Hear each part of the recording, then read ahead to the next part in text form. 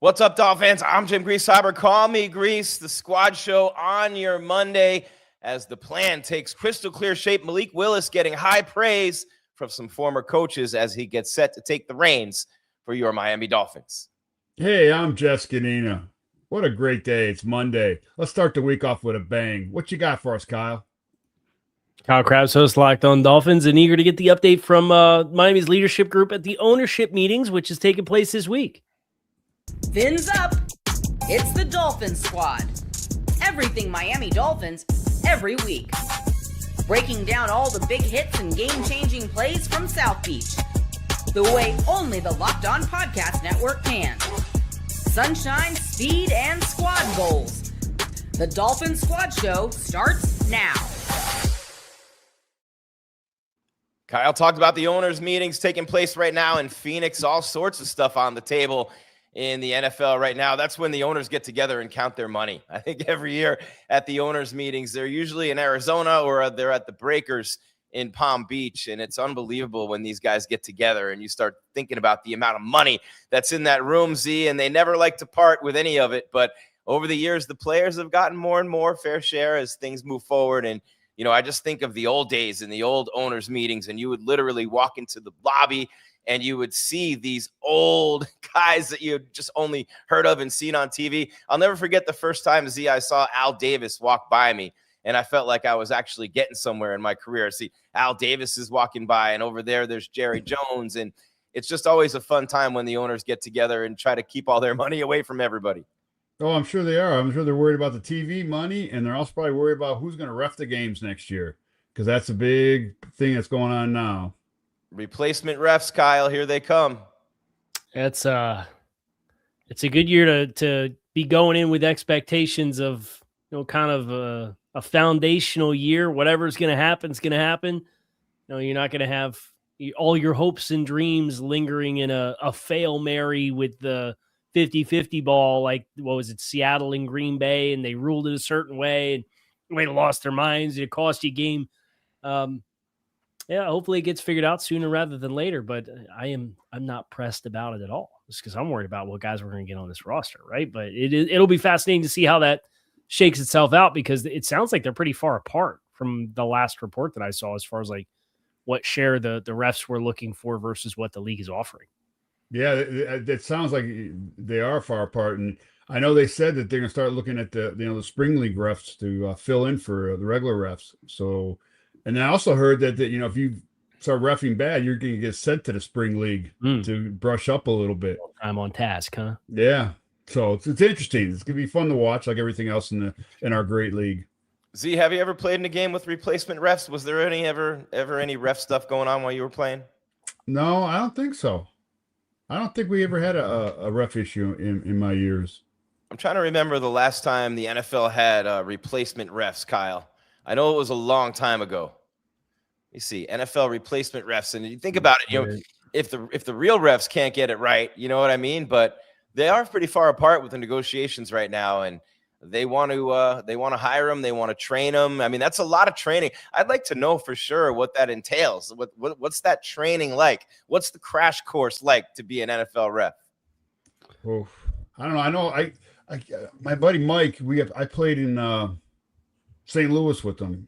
He's an umpire, and he's an ex-player. He played like 8-9 years, I think, as a linebacker and special teams guy, and he became one. I've always been meaning to ask him, but I'm not allowed to really talk to him before the game. He's like, "Hey, dude, I can't talk to you. I can't shake it. I can't give him a hug. I can't dap him up. You just got to say hi and just keep walking." I guess the NFL has offered an average deal, a 6-year deal, annual raises of about 6%.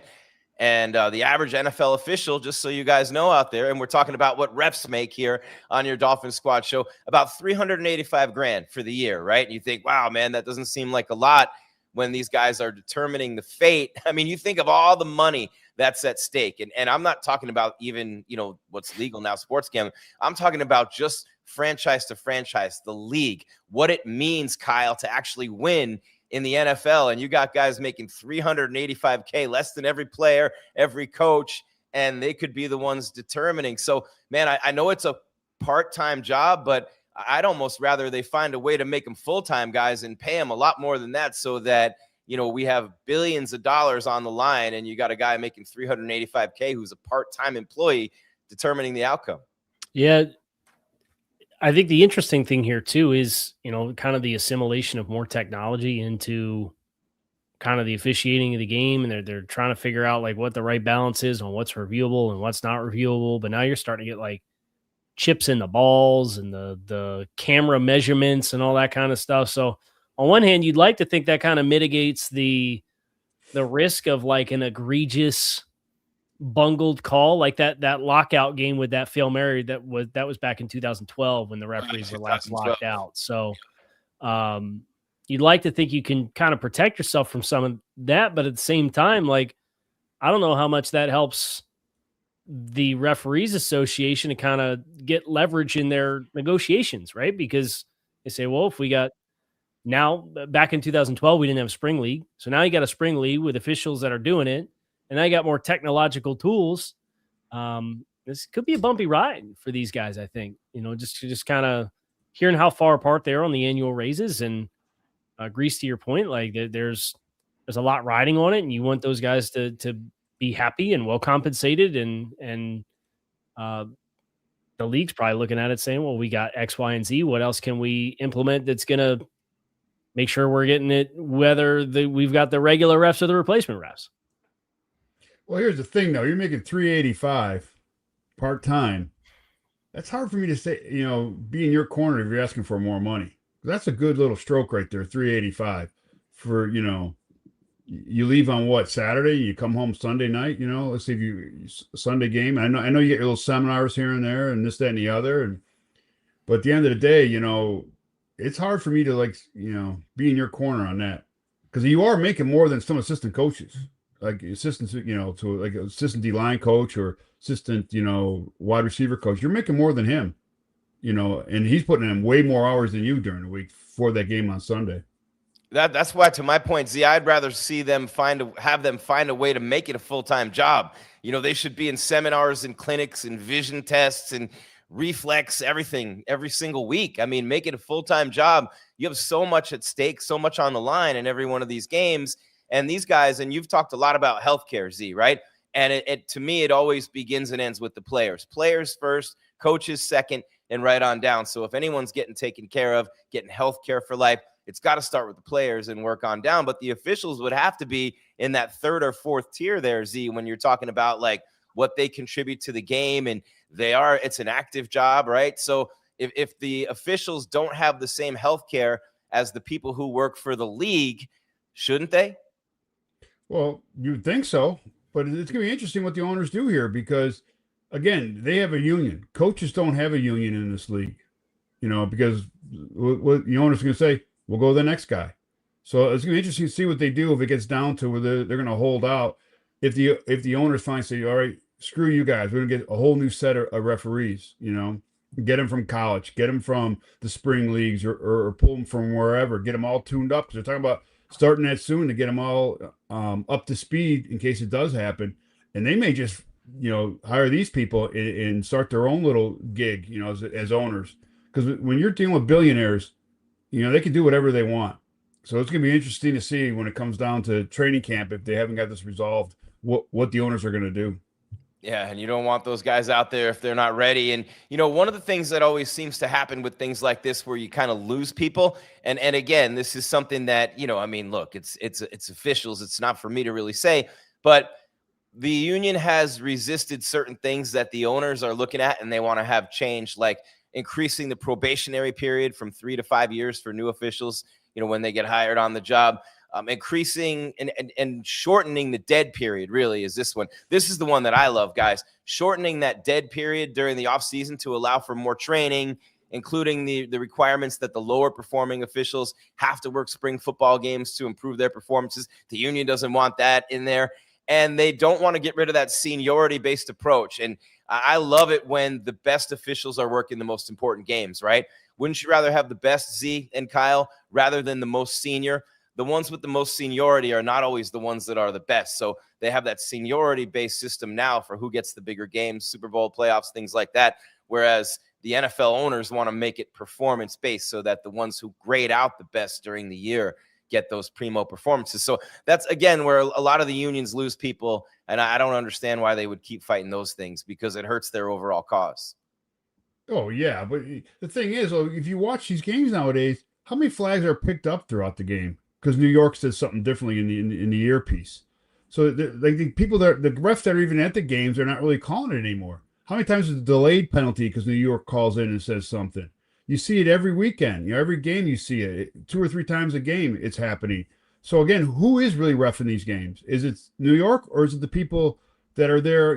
Foot on ground. It's interesting. To see how this shakes out towards the end with the owners, what they're going to say about it. Because if it's New York doing it all the time, that's a little shaky. And as a referee, I'd be like, okay, yeah, I like my 385, but at some point, it's my integrity on the line. How long is that? I mean, that's a good point, Z. I wonder, are we ever going to see the day where there are no officials on the field at an NFL game, where every call is made from either somewhere else or, with AI, and refs are one of the, I'm sure a lot of people will be happy to see refs go in every sport. Oh, yeah. That'd be kind of fun. Just let it be a free-for-all. These guys might be negotiating against technology, Kyle, more than anything. Yeah, I think that is an inevitability of you've started to see them experiment with some of this stuff. I don't know that we'll ever get to the point where it's fully antiquated, but I'd be mindful of how much I am encouraging the league to proactively explore new layers to officiating, because you might end up costing yourself some importance in the execution of the game and the officiating of the game if you're not careful. So good luck figuring out the right balance of that. And like I said, I'm just glad this is not a year where I'm sitting here stressing, hey, man, critical game for the Dolphins, and the replacement refs bit us in the rear end and cost us the game. It happens this year, whatever. We're going to take it as it comes. Replacement players, replacement refs. We don't even need. The Dolphins are giving us enough replacement players right now in a different way as they turn over the roster guys. And it's going to be a lot of fun to see how this kind of plays out. And, the owners' meetings in Arizona right now. And Kyle will be all over content with that. He's got all the positional breakdowns going on right now on Locked On Dolphins. And by the way, with the Squad Show, we're live on YouTube. Then we upload, you download Spotify, Apple, iHeart, Stitcher, Podbean, Roku as well. And a shout out to all of you who are watching on websites and on TV, affiliates across the country of our parent company, Tegna. And we are just everywhere. And the Dolphins, one of those brands, Kyle. I know it didn't take you long once you started doing the Dolphins to realize this is a national brand, man. Dolphins are everywhere. Yeah, it is funny too, because you see them everywhere, right? Like a lot of people that were growing up and kind of the Dolphins in their heyday, and it feels like the hardest thing to have a time with now is kind of the younger generation who's kind of accustomed to what the lull has been like. But back, you rewind 20 years, this was what, the winningest franchise, or one of the 3 winningest franchises in league history. So when you're that good for as long as Don Shula was here, typically that means you got some roots just about everywhere. So it is funny anytime I travel or I go anywhere, like you play the Where's Waldo at the airport or whatever, and see where the Dolphins stuff turns out. We just had one down the road from me, and I'm in the Mid-Atlantic that just saw a guy came to the coffee place with a Dolphins cap on. So we plugged the pod and hopefully he's tuning in today. And then everywhere you go, people want to know who they're going to take in the draft at number 11. And, I've seen some things recently. And when you follow the day-to-day stuff like we do, guys, and Kyle, you are the day-to-day stuff, right? And it's content. It's content creation, and it's coming up with content all the time, fresh content, new content. I even saw an article earlier this week that said the Dolphins might trade up with their 11 and 30th picks in this draft. I don't know who they would trade up for unless they love Bain that much, but I don't. It's crazy when I look at the edge rushers who are available, Z, and we always start here when we talk about the edge rushers with Arvell Reese and Bailey. I think Bain's the best one, of course, but there's so many people who love Ruben Bain, but David Bailey, eye-popping numbers, and Reese. But this is clearly the position of strength in this draft, right? At least going in, it's the edge rushers. They're plentiful in this draft, but they're not so plentiful if you're picking outside of the top 10 because they go fast. Yeah, they sure do. I mean, it's a good year, for them. So, I know I saw the same thing, Gries, about trading up, and it was with the Commanders at 7. So, I mean, that was kind of interesting, just to read that, and who knows anything behind it? Could just be all smoke and mirrors. 'Cause that's that time of year, the draft coming up. But yeah, no, they're there. An edge rusher would be great to bring into the building. Because then you have him for 5 years at least, or 4 years at least, 5 if you want to option him if he actually pans out. At a low budget price instead of it going on the free market and paying top dollar for one of these cats, which we can't afford right now. Right. And Kyle, that was Josh Taylor, a Commanders beat writer, who dropped that and said that they're in talks maybe for the Dolphins to move up to number 7. And I wonder why they would feel the need to move up to 7. Like, who's that player who is not going to be there, who is they feel like going to get taken between 7 and 11? Yeah, I think you could probably look at, on the defensive side of the ball, I think Ruben Bain's probably in that conversation. I think, offensive line, potentially Francis Mauigoa from Miami would be in that conversation. I think Mansour Delay in the corner from LSU would be in that conversation. So if they've got one of those guys as like blue chip player, maybe you say, hey, we want to come out of here with a blue chip player, especially because I know we've talked about this before, but you're always kind of curious how's the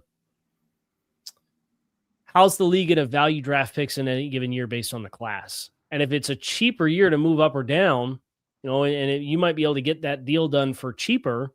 Now, what's to say you can't potentially move up a few spots for hypothetically a 3rd round pick, and then maybe you trade back a handful of spots at the end of the 1st round and let somebody come up, and maybe you get some of that draft capital back because you've got that flexibility, right? So I know everybody kind of took the Jon-Eric Sullivan statements as hard and fast, and this is concrete. And he said, we got to get the infrastructure, the team in a better place before we can spend in free agency. So that became an assumption that they're not going to spend it all in free agency, even though he said, like, we're going to improve the infrastructure and it all starts with the quarterback. So some folks were surprised when they went for Malik Willis, but he talks about draft capital is king, but they've already added 3-4 draft picks to their pool this year already. So I think it does, like, they did the hard part. They got the extra picks and they got premium picks.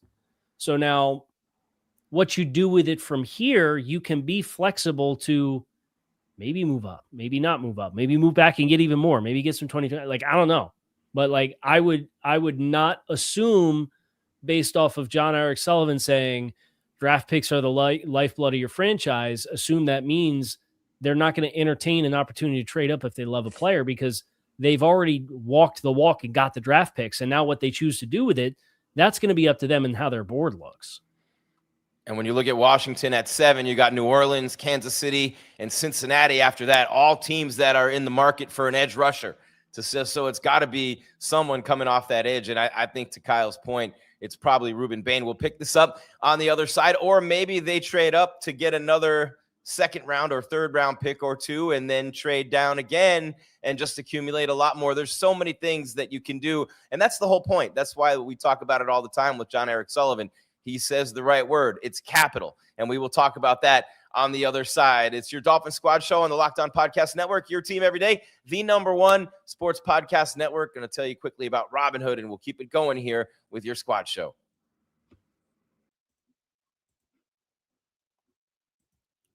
Robinhood, and it's all good. What if sports were traded like markets? Now you can put your sports IQ to work in real time with Robinhood prediction markets. It's not you against the house. It's you participating in a live market. You can buy or sell your positions live all game long. Use your sports knowledge in the moments that matter. Robinhood prediction markets changes the game. It's people moving the action. So when momentum shifts, you can move with it. I always knew the game, but never had a dynamic way to apply that knowledge. Now I can actually take part live in a market powered by people, where you are no longer just a spectator. Play by play, you decide. Trade every play with Robinhood. Now available across the U.S. Download the Robinhood app to begin. Futures and cleared swaps. Trading involves significant risk and is not appropriate for everyone. Event contracts are offered by Robinhood Derivatives LLC, a registered futures commission merchant and swap firm.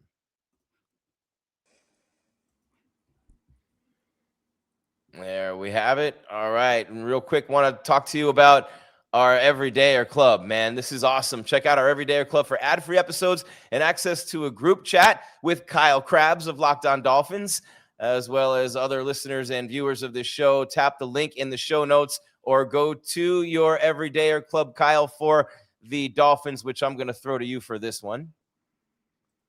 Yeah, the show long, every show that we run on the YouTube channel has the sign up link in it, and ad-free programming. Obviously, I know people kind of like to zip through the podcast at 2x speed, and some people like to skip the ads. So if you do, you're one of those people.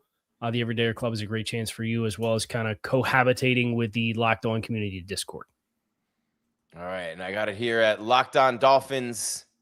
Let's see, .supercast.com is the link they sent me for people to sign up there with that Everydayer Club for your Locked On Dolphins podcast with Kyle Krabs doing the positional breakdowns as they just continue to accumulate. And so that was a great point, Kyle.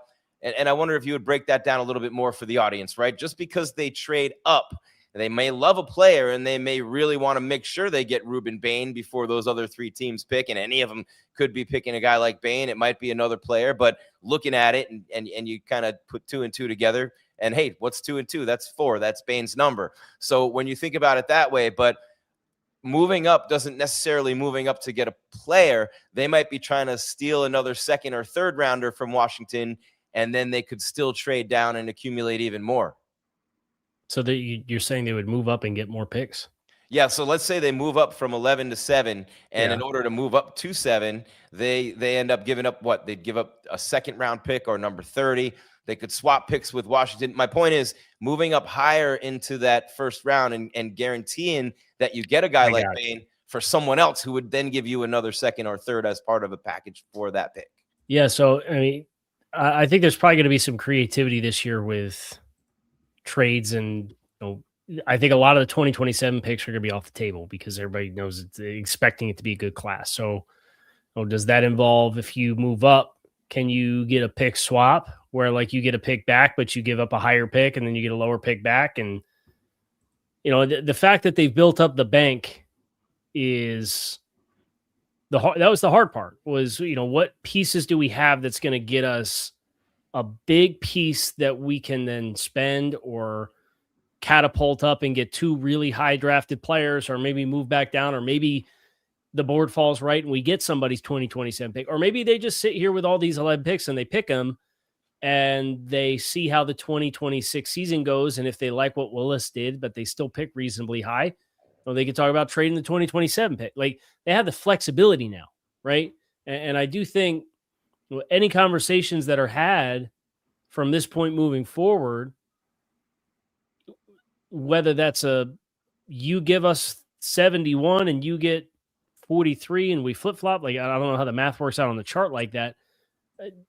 I would imagine it's going to be, they're not just going to say, hey, we're going to trade away 4 picks now, and now we're going to be back to having 7 draft picks, right? Because that was the whole point is drafting by volume. So however that math works out, like, I'm sure some of that's dependent on the right players being on the board for them to entertain it. And Josh works with me at A to Z. So I kind of know where he's coming from with the things that he's heard. And there's a lot of phone calls that take place, but the conditions have to be right and perfect. And then you got to agree with the compensation once you reach through past that layer. So that's why, from my perspective, I'm like, don't dismiss anything based off of what we said in January, because they already did what they said they were going to do in January. And now it's, what's our plan of attack for how to execute this draft as best as we can? And what do you think, Z? What's your gut telling you on why they would possibly be moving up? There's a player that, they really want, and I'm going to ask Kyle this question. He's the GM of the Dolphins. What player would have to be there for you to make this trade, hypothetically? I think you'd have to get scarce with your top. If you've got 4 or 5 guys that you have as blue chip guys in this class. And, for me, that group is Jeremiah Love, running back, Notre Dame, who's my 4th player, but I'm not moving up for a running back when I have a running back, unless you're going to trade your running back. And even still, like, would hate to trade up into the top 8 to draft a running back in the first place. Right. So like that wouldn't be an equation for me, even though like I fully acknowledge how good he is as a player.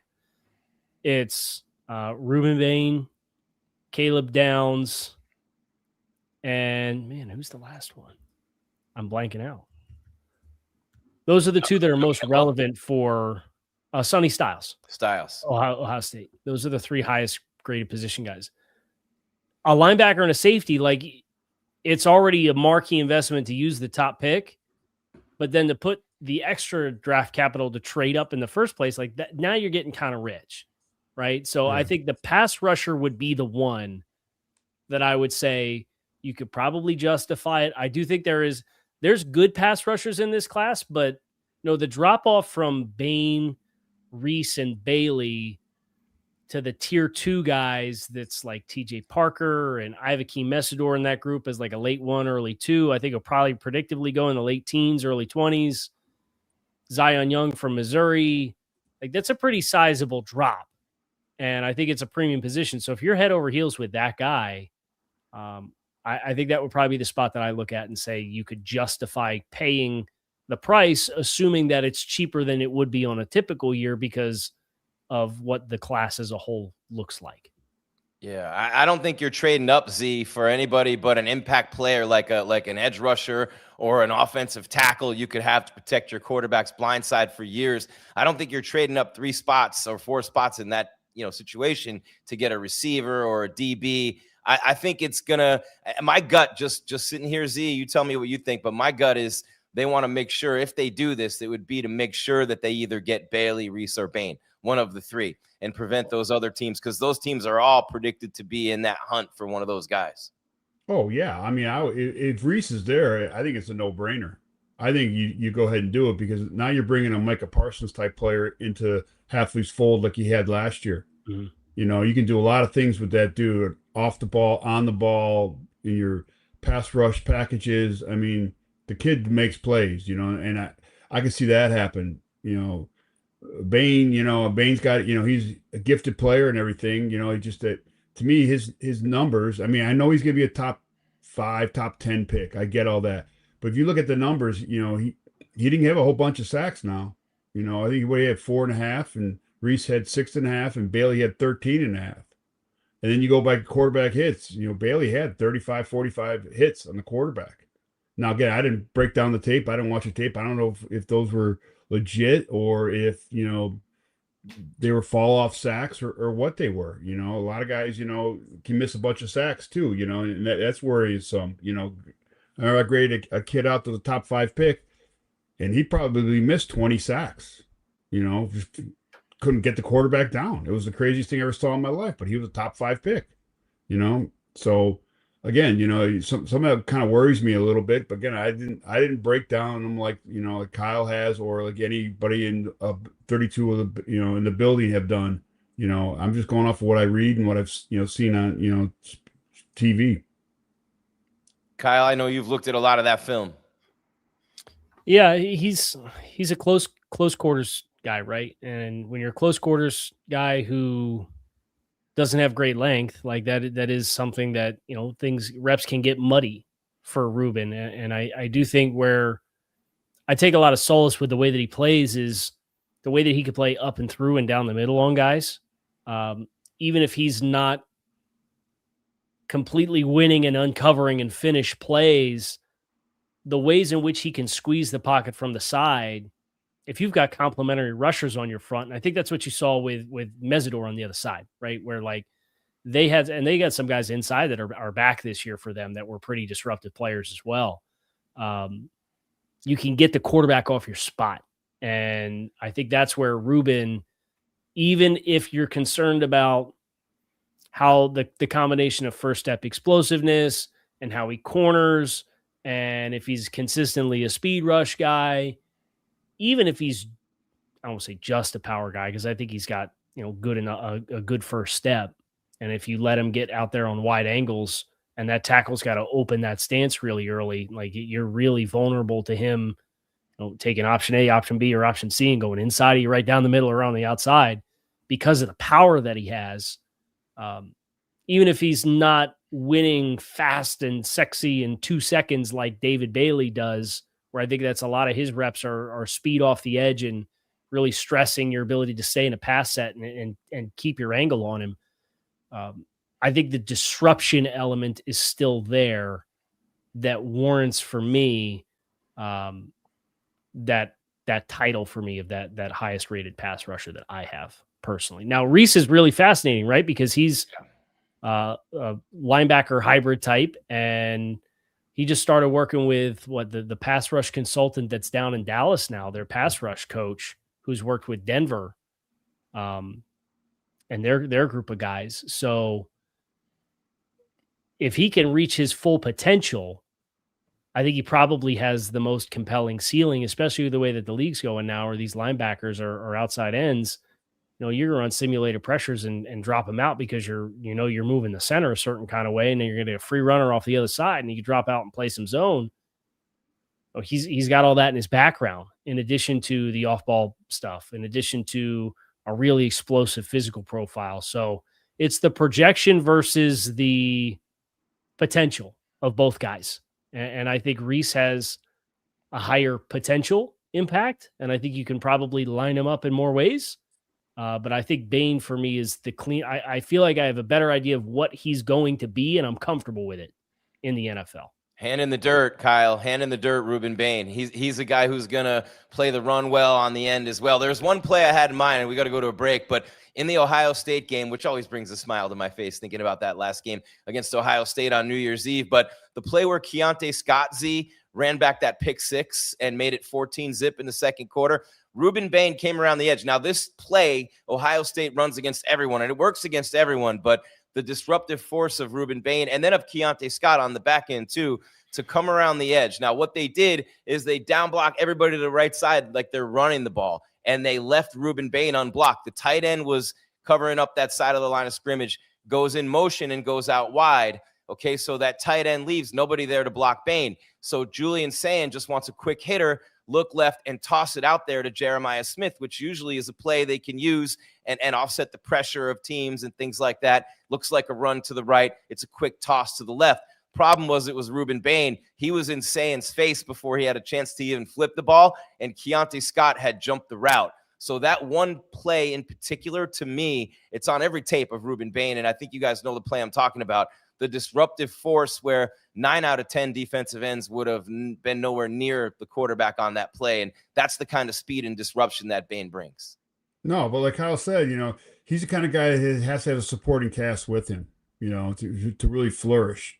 And he had that, in Miami. There's a bunch of great athletes on that team, and I look back at some of the guys I've played with, like Jason Taylor, when the year he was Defensive Player of the Year. I mean, we were stacked at D line, especially on the pass rush time with Kevin Carter, Vonnie Holiday, David Bowens. We had dudes that could rush the passer inside and out, and that helped JT, make that run and win Defensive Player of the Year in the NFL.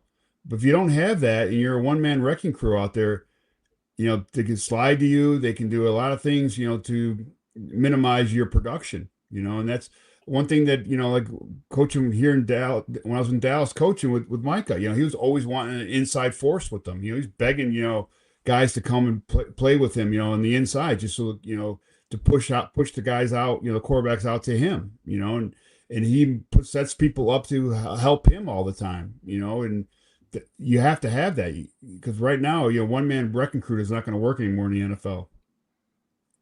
And I want to keep talking about this. We got to take a real quick break for the YouTubers and keep it going on the other side. David Bailey has those freakish numbers, Arvell Reese, and these edge rushers, man, they get paid and they're off the board pretty quickly. This is your Dolphin Squad Show on the Locked On Podcast Network, the #1 sports podcast network, and your team every day. Z and Kyle and Gries, keeping it rolling.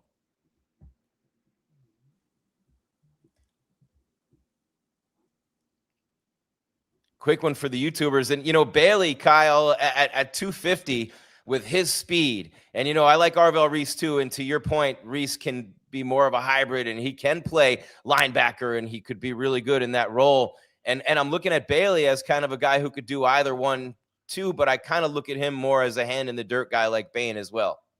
So I think he can rush from either a 2 or a 3, right? And Rush is a wide angle guy. He's so twitchy, where you see the first step explosiveness that he has is overwhelming for a lot of guys.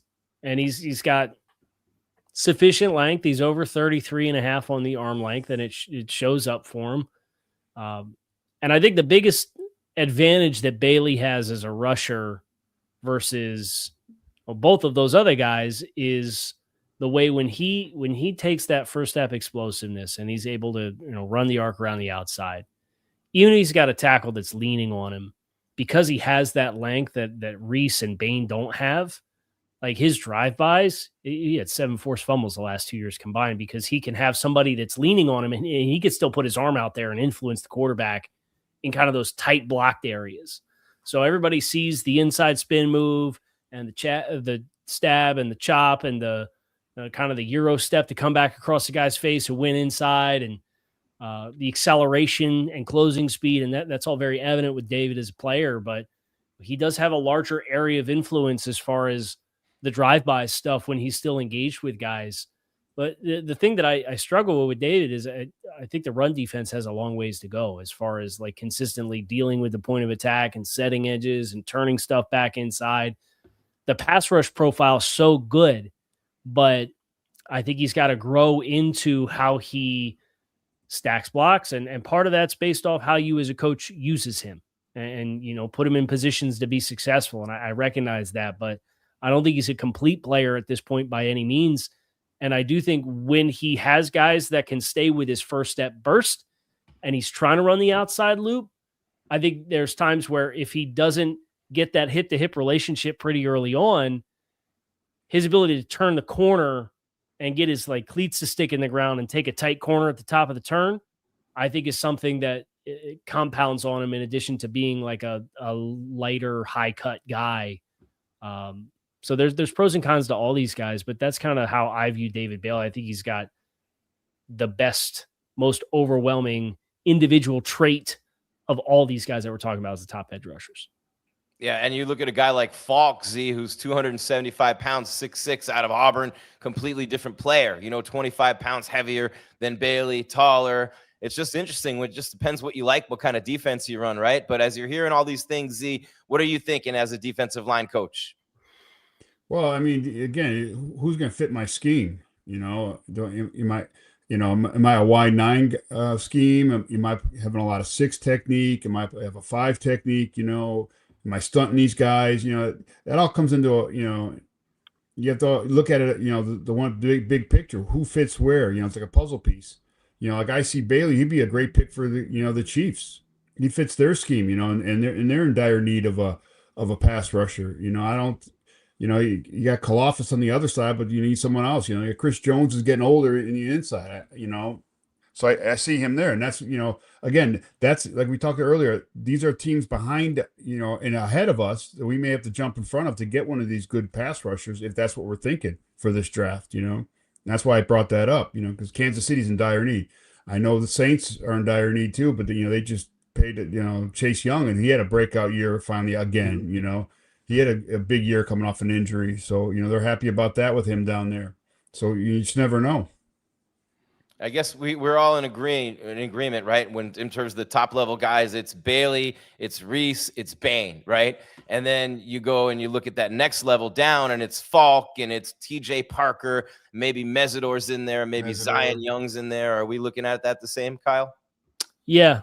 For me, it's Bain, Reese, Bailey are the top 3 for me personally with how I have them stacked. And then it's TJ Parker from Clemson, Akeem Mesidor from Miami, Zion Young from Missouri is kind of like what I would classify as another tier of 3 before you get into Keldrick, Gabe Akis from Illinois, Malachi Lawrence from UCF are kind of the next tier of 3 guys down for me. So I've got like a top block of 3, a secondary, like, hey, maybe back half of first round group of 3. And then I've got guys that are like fringe first round / probably top 50 is where I'd feel good about like Akis at 43, or Falk is probably going to go earlier because of the tools, but just where he is right now with his pass rush plan. And I think he's got to fill out his frame. I wouldn't be surprised if he ends up being like Eric Armstead or DeForest Buckner when it's all said and done from a body type perspective. Interesting. And I think, too, when you start talking about the Dolphins moving up, that tells me that there's going to be a run on edge rushers. And, you try to figure this out right now. You figure the Raiders go Mendoza, right? The Giants, you would have to think, would take Love from Notre Dame. They really need a running back. I don't know. I'm just throwing it out there. But outside of those teams, and you don't know who's going to do what. And then when you look at the Saints and the Chiefs and the Bengals, they're all really having a need for an edge rusher. So it's going to be interesting to see, because any one of those teams, Kyle, in that first grouping early on could throw a monkey wrench into everything and pick someone we don't think they're going to take. And that creates even more of an urgent rush on the edge rushers. Yeah. But I think the other part of this too is, maybe you want to get the first offensive lineman. Maybe you love the first offensive lineman that's out there, for all of the assumptions around how these tackles are going to come off the board. I think this is a loaded group early, but I think the well's going to dry up on the offensive line really quick. Yeah. So if you've got a lot of conviction on whether it's Maui Noah or Spencer Fano from Utah or Vega Ioane from Penn State, if you've got like big time convictions on one of those guys and you get the feeling that Kansas City, maybe not as much, the Saints have spent on tackles early. Sometimes you have to play defense, right? Like if you want a guy and you're hoping he gets to you, but you hear a team that's 3 or 4 spots down is calling, trying to move up, but you want to get that guy, maybe you play defense too. So there's a lot of layers to, I think, why they would entertain a move up, but I wouldn't dismiss, I think like Maui Noah and Spencer Fano, when you have the positional value conversation for this, well, they're both right tackles in college. The Dolphins have a right tackle that struggled to stay healthy, who's going into a contract this year. And the perception is both of those guys could play guard short term, like what the Dolphins did with Laramie Tunsil when they still have Brandon Albert back in 2016. So is that a vision where we're going to draft this guy? He's going to help us on our interior and we're getting playing time. And then Austin Jackson's contract expires and we proactively went out and got our tackle of the future. Like that's a Green Bay thing. A lot of their interior players were guys that were college tackles that they kicked inside. So I would hesitate to just say the edge group, just because I think about if I'm looking at who's going to be gone by the time we get to 43, you could tell me the top 10 offensive linemen are all off the board by that point. And at that point, like, are you even getting guys that are ready to play? And I don't know that the answer there is yes, even though there's guys that I like. I just think there's more variance on what those guys are ready to be. Yeah, 3 guys projected in the top 10 offensive linemen, and that's a good point, because once that starts to run, and we don't know what the Cardinals are going to do. No one ever knows what the Cardinals are going to do. Sitting there at number 3, do they take Maui Noah, which would probably be the smart move for them, or maybe do the Jets take him at 2? But most people thinking the Jets are going to take Arvell Reese. And is it definitely a lock that the Raiders are going to take Mendoza? How could they not in a draft like this? I'd say it's pretty close to a lock, but all kinds of things that happen in that next grouping, but it might not be an edge rushers either. Some really good DBs in this draft as well. I mean, the Dolphins might, if they're talking about moving up, maybe they want to make sure they get a guy like Delane, that kind of speed, too good to pass up on. Maybe they think Caleb Downs will be there, or Sonny Styles, the linebacker from Ohio State. And, it's crazy when you think about the level of talent on that side of the ball coming out of Columbus, but so many different things could happen as the chips fall. You almost have to have 2 or 3 guys ready, to pick, and you hope you get your guy, but you have to be happy if you get any, because you're sitting at 11. It's almost like no man's land, Z. Yeah, it is a bad situation, but I think still at 11, you're going to get a good quality player. You're going to get somebody that's in your top 3 to 4 on your board that you really you pegged for that spot. They're going to be there, so someone gives you a deal, if someone falls and you're like, oh, I got to take this guy at 7 or anywhere in the top 10, you got to move up, you do it. But I think you sit back and, sit at 11, and if someone gives you a deal, you can't pass up to draft on or go back a little bit, you take it. If not, you pick your guy and you're going to be happy, because no matter who they're going to get, they're going to be happy with. We're all going to be happy with, because it's going to be a blue chip player, and there's a lot of quality players, I think, that are going to be, around at that time, and I'll be happy with. And one of those guys is going to be there, Kyle. We've talked about it before on the show. You're going to end up with someone, and I don't think Reese is going to be there, but Reese, Maui Noah, Love, Styles, Caden Proctor, Reuben Bain Jr., David Bailey, Spencer Fano, Caleb Downs, Mansour Delane. One of those guys is going to be there. One of those players will be there at number 11 for sure. And it's going to be interesting. I'm curious to see what the Giants are going to do, Kyle. Do you go Sonny Styles? Do you go Jeremiah Love if they're both there? I mean, both huge positions in need for that team. Yeah, and they got a young quarterback that John Harbaugh is coming in with, and that was a big part of the reason why he was so interested in taking that job, was that box was checked, and I guess he had some nostalgia with the Giants with his dad when he was growing up, so it was kind of a perfect storm for him to take that. And do you go Jeremiah Love to put a great young running back behind your promising young quarterback that you want to take some pressure off of? Do you go Carnell Tate at wide receiver and get another vertical pass catching threat because he's such a downfield oriented passer coming out of Ole Miss? Like, he loves to push the ball down the field, and you get Malik Neighbors back healthy, and you put Carnell Tate on the other side, you can really create some problems because he can move around as a quarterback.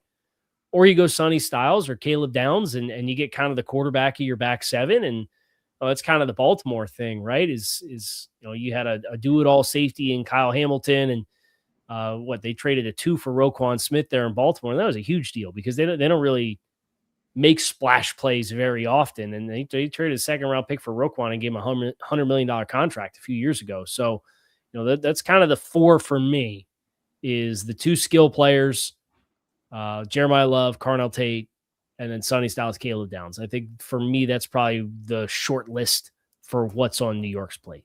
Yeah, if the Titans don't take Jeremiah Love first to have, give Cam Ward that weapon, or if Maui Noah slides, do they reunite the Hurricanes? Maui Noah protecting his former college quarterback, Cam Ward. So many questions there, but you look at, I can't imagine the Cardinals not taking Maui Noah there in that spot. If Arvell Reese is gone, maybe if Reese slips and the Jets don't take him for some reason, I think the Cardinals would probably go Arvell Reese. They love Ohio State players if you look at their history drafting. But if Maui Noah is there at 3, I can't imagine the Cardinals not taking him.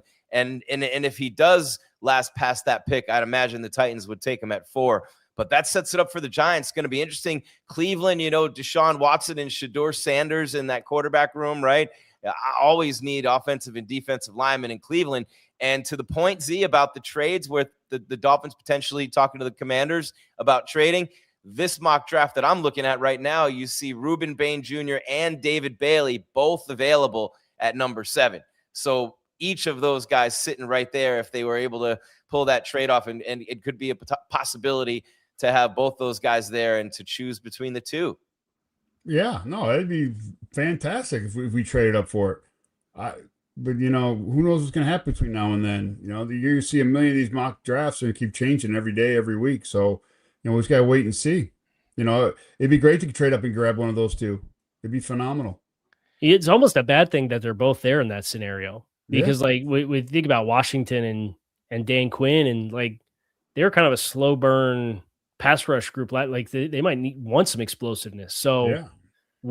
Is it a deterrent? Are they entertaining moving out if Bailey's gone? But if Bailey's still there, do they say, well, we're just going to stay and pick Dave Bailey because we need to help with the pass rush, right? You almost need the wrong player to be there for that team for them to entertain the trade out. So that's the other part of it too. That's why it's so hard for all the pieces to come together on these kinds of deals. And it also Caleb Downs there too in this mock draft that I'm looking at. It's a pretty good one. It has Mendoza, Arvell Reese, Maui Noah, Jeremiah Love, Sonny Styles, Caden Proctor, Reuben Bain Jr., then Bailey, Fano, Downs, and that's the top 10 with Delane falling to Miami at 11 and Falk going 12. There's a ton of these out there where those players are just completely interjected and jumbled up. So no matter which one you're looking at, it's pretty much the same top 15, just in a different order, depending upon where you're looking. But the players at the top of the draft, guys, are pretty much the same everywhere. Yeah, I can tell you the Titans are going to go defense. Nolan Sala, especially linebacker. I think one of the Ohio State cats if they're there. Sonny Styles. That's my bet. I just working with the guy and knowing how he's built. That's his thing. That would drop Jeremiah Love down to the Giants at 5 and give them a choice to make if they don't get Styles. Yeah. Oh yeah. If Love gets past those 2 teams at 4 and 5, I think he is a hard player to peg down. Because it's, Washington and Washington's got a lot of needs, right? Because they kind of had the early success and they doubled down with a bunch of vets, and then they trade for Tunsil, they trade for Deebo Samuel, and now this year they go 7, 71, and 147 are their first 3 picks this year in the draft. The Marshawn Lattimore deal went nuclear on him, right? They move on from Deebo Samuel, or like they didn't get a lot of juice for the squeeze for those kinds of moves. Do they draft a running back with what they have from needs on their roster perspective? Like they're a very popular Jeremiah Love landing spot, but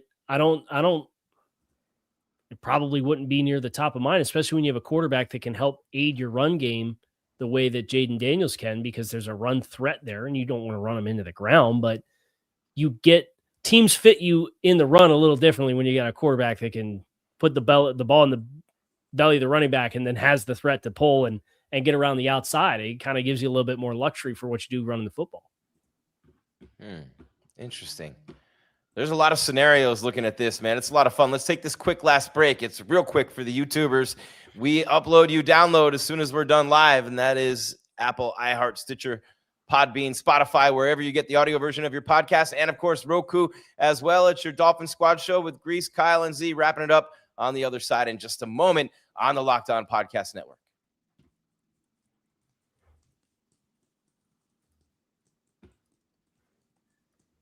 So many possibilities with the draft. I mean, the Cardinals are always a wild card up there. The Raiders have to take Mendoza, right? Is there a wild card team? I don't know. I mean, this would just be a complete guess at this point, but is there a team out there that may surprise everybody and make a run at the top pick or make a run at a top 5 pick and trade up and into it? I don't know. A team like the Rams, who are so close and they might think they just need one piece and they trade up for that. I don't know. I'm just spitballing and throwing things out there. Is there a team that, as you've been prepping for the draft, Kyle, that you're looking at saying, man, watch out for X team, maybe trading into this top 5? Well, I think the Rams are always especially if they want to go get like Jeremiah Love, right? Like, yeah. You go get, and I get they're paying, they already have a Notre Dame kid in their backfield, and he's a pretty good back. But it's a whole different ballgame with what Jeremiah Love brings to the table. They feel like the right kind of splash team. I do wonder about who it was. Houston a few years back when they did CJ Stroud and then Will Anderson, and they went 1-2 punch with those two guys, right? Like, I do look at the Jets and kind of wonder, because they've already got 3 first-round picks in 2027 guaranteed, no questions asked, because of the Quinnen Williams and Sauce Gardner trades. So they got some wiggle room because they go 16, 33. They got another 2, I think. Yeah, 44. So they go 2, 16, 33, 44. Do they go up from 16? Do they sit tight? Are they content? Or do they say, hey, we think there's 15 difference makers in this class. We're picking 16. Let's go up and get another guy, right? Like they spend a little bit in free agency. I think they're a team that could shake it up a little bit. I think the thing to worry about with the Rams is they don't have a ton of draft capital because they already made the splash trade for Trent McDuffie, right? So they go 13, 61, 93, and that's it in the top 200 for them. So unless they're willing to give up their own first-round pick in 27, I don't know that they've got the ammo to go up into the top 5 and kind of make that kind of splash. Where I look at the Jets, and they got a bunch of top 50 picks. They got 3 1s next year anyway. Like, Jets might be the biggest splash threat that I can see when I look at it. Although Dallas has 12 and 20. So they got a decent little pool to work with as well. Interesting to see what happens with all this stuff coming up in the draft right around the corner, and just kind of seeing where teams line up. And a team like the Rams always looking to take a shot. A team like Houston could be in that mix. And what's Kansas City going to do, right? They got a couple of first-round picks. Mahomes is already throwing. Kelsey re-signs. And, you know, are you happy with your weapons on offense if you're the Chiefs right now? They bring in Kenneth Walker. Obviously, their receivers. Xavier Worthy's their speed guy. Rashee Rice, can he stay out of trouble? I don't know. The Chiefs are a wild card coming into this offseason. Usually it's been, you know, the Chiefs for the past few years, rock solid coming in, not a whole lot to think about. And then the other team I'm looking at, the Buffalo Bills, because their window came and went and closed on them before it ever opened. Because for years they're thinking, how do we beat Mahomes and get past Mahomes? Well, Mahomes isn't there, and you can't get past, you know, a team with who ended up playing a second-string quarterback in the championship game and losing to the Patriots in Denver. So do the Bills get a little antsy and try to make a big move and go in on somebody? And then what do the Chiefs do? Well, I'm sure the Bills will do something. I mean, they got, you know, some holes they got to fill on defense and offense. And the Chiefs do too. You know, I mean, I know the cornerback situation in Kansas City is touch and go, and they're DNs too. They have the Kalafis, and that's about it really. And their D tackles are getting older, so they got to fill spots in there. They have a lot of spots to fill. Kansas City is going to probably take the best player available when it comes down to it, unless one of the receivers or DNs are there that they want. The thing about Buffalo too, real quick, Gries. Last year they went corner at 30, defensive tackle and defensive lineman with their next 3 picks, which was all in the top 110. So they went 4 defensive players. They changed defensive coordinators. It's going to be a little bit of a different scheme with Jim Leonard coming in versus, so like you're potentially looking at some sunk cost for some of these guys with, hey, we don't have the same role that we had in mind when we drafted you. So, they made the DJ Moore trade. They go 26-91. Those are the only 2 picks they have in the top 125 in this year's class. So if I had to bet, I'd bet they're a team that's entertaining trading down. Does somebody want to come up and get Ty Simpson at the end of the first round, and we'll move back into the early second and replace that pick that we traded away for DJ Moore and get more ammo, just because they're a high cash spend team. They're paying Josh Allen, obviously. They're paying a lot of guys on the roster. They paid some guys like Joey Bosa last year in free agency on short-term deals to try to have that breakthrough moment. So now you're a high cash spend team that doesn't have a lot of draft picks because you moved for DJ Moore, and some of your draft picks from last year aren't playing in the same scheme that you drafted them to play in. So I bet they'd be a team that's interested in getting more ammunition at some point, even if it's another mid-round pick so that they can pair a couple of them up and try to get another guy that can be a contributor for him right away at some point on day 2. I think Ty Simpson's a big wild card in this draft too, Z. Whenever you have a clear number 1 quarterback and then there's a big drop off and you're talking about guys like Nussmeier and Carson Beck, probably day 2 picks, right, at this point. But Simpson, the quarterback from Alabama, only starts for 1 year, huge upside, so many traits that you love about a quarterback coming out on this level. And, teams really needing a quarterback, someone's going to pick him early, Z. I don't care where they project him. They can project him at the end of the first round all they want. Someone's going to take him in the top 15.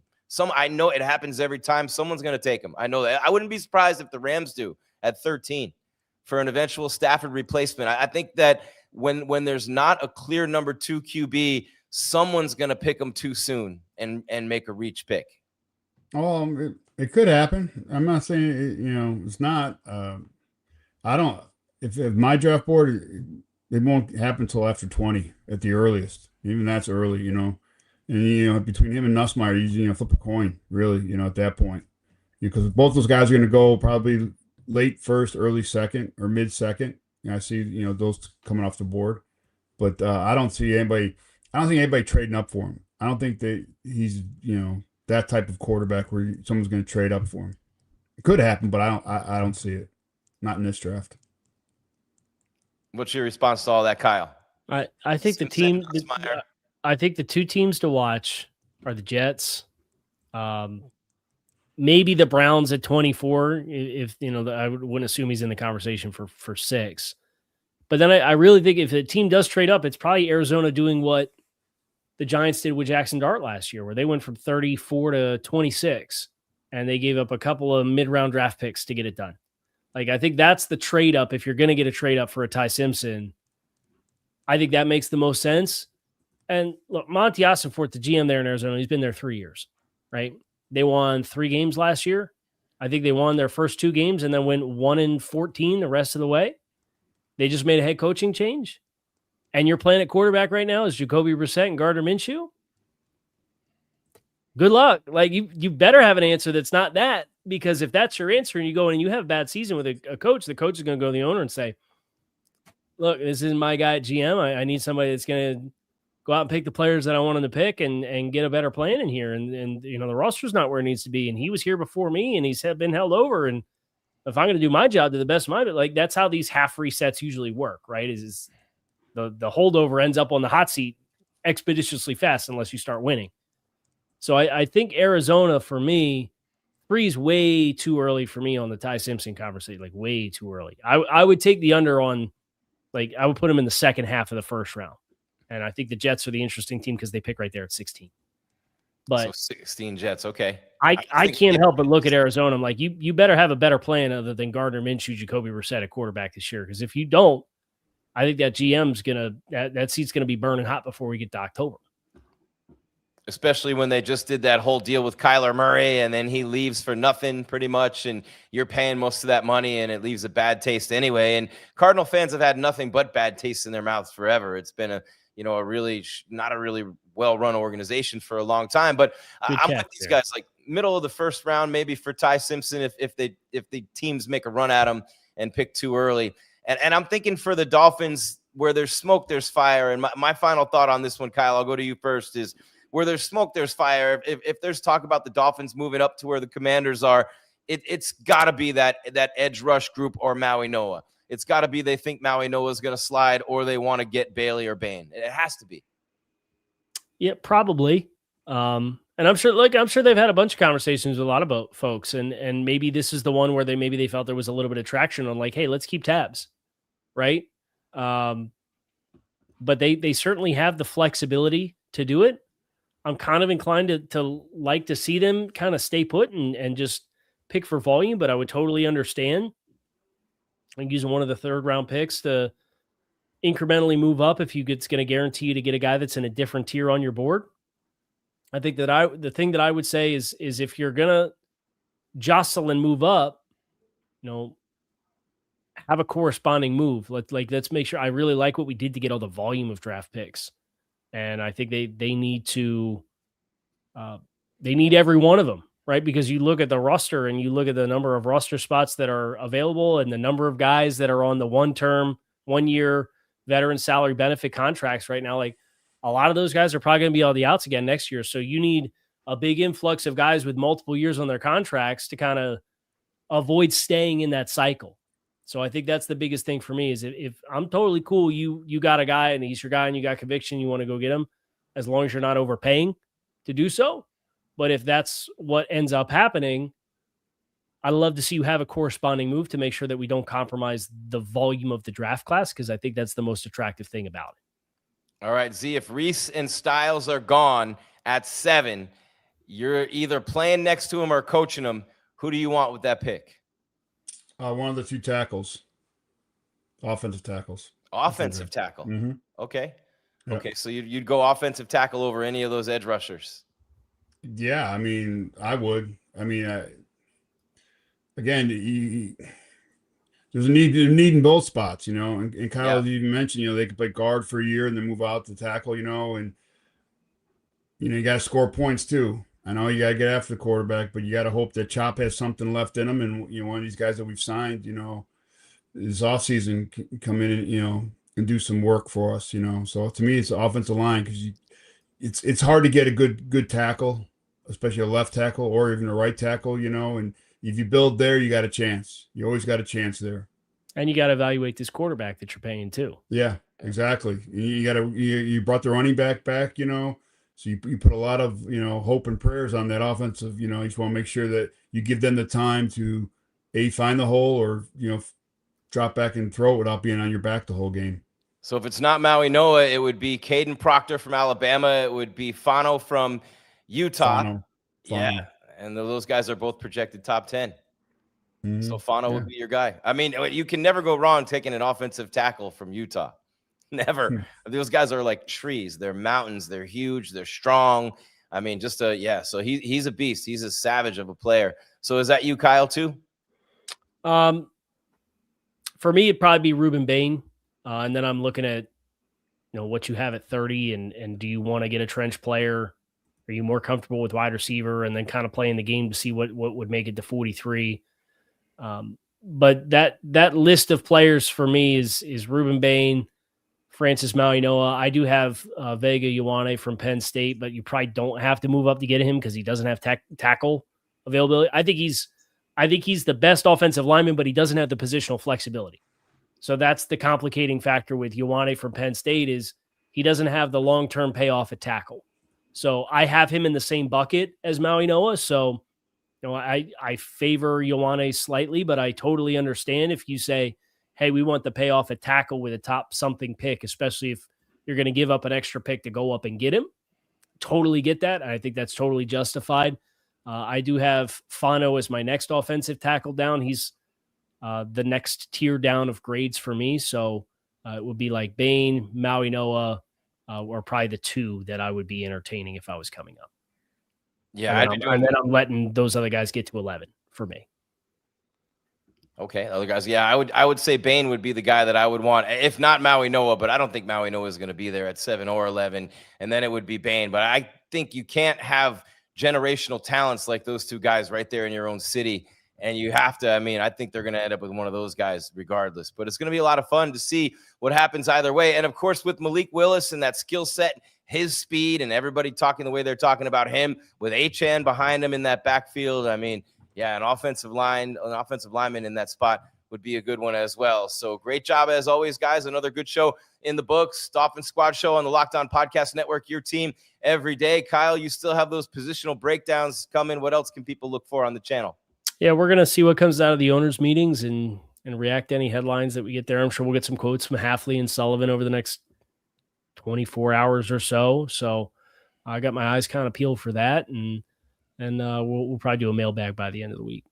All right, we'll have a show, another squad show on Wednesday. By the way, Coach LaFleur in Green Bay with real nice things to say about Jeff Hafley and Malik Willis. Going to be fun to see that new style of play under Bobby Slowick.